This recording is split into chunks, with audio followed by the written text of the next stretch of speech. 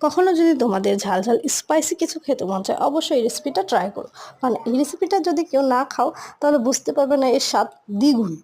কারণ চলো এই রেসিপিটা যদি বানাতে চাও দেখে নাও কী কী প্রয়োজনীয় লাগছে। প্রথমে আমি আলু সিদ্ধ করে নিয়েছি, আলুর সাথে কর্নফ্লাওয়ার, লবণ, তার সাথে আমি 2 চামচ ময়দাও অ্যাড করেছি। কেউ চাইলে শুধু কর্নফ্লাওয়ারও অ্যাড করতে পারো, শুধু ময়দা অ্যাড করতে পারো। তো আমি দুটোই মিক্স করে নিয়েছি। দেখতেই পাচ্ছ, ভালো করে খামিটা মিহিন করতে হবে যাতে দানা দানা না থাকে, তাতে মুখে পড়লে ভালো লাগবে না। সো দেখতেই পাচ্ছ তোমরা, ভালো করে আমি ছেনে তারপরে ছোট ছোট লুচি কেটে নিচ্ছি।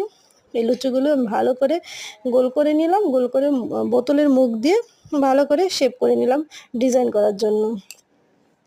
বোতলের মুখ দিয়ে একটু একটু করে ছাপ দিয়ে নিলাম যাতে দেখতে সুন্দর লাগে। সো এইভাবে আমার প্রত্যেকটা স্পাইসি পটেটো গার্ল তৈরি হচ্ছে। দেখতেই পাচ্ছি এগুলো আমি একটু পরে সব তৈরি হয়ে গেছে। এরপর আমি কিচেনে নিয়ে যাব সিদ্ধ করতে।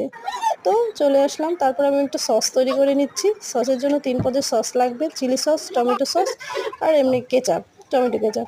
দেওয়ার পরে আমি এই ফুটন্ত গরম জলে সেই পটেটোগুলো আমি সিদ্ধ করে নিলাম।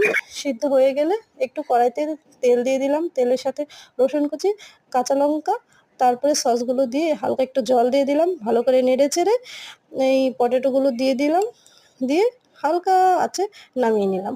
ব্যাস।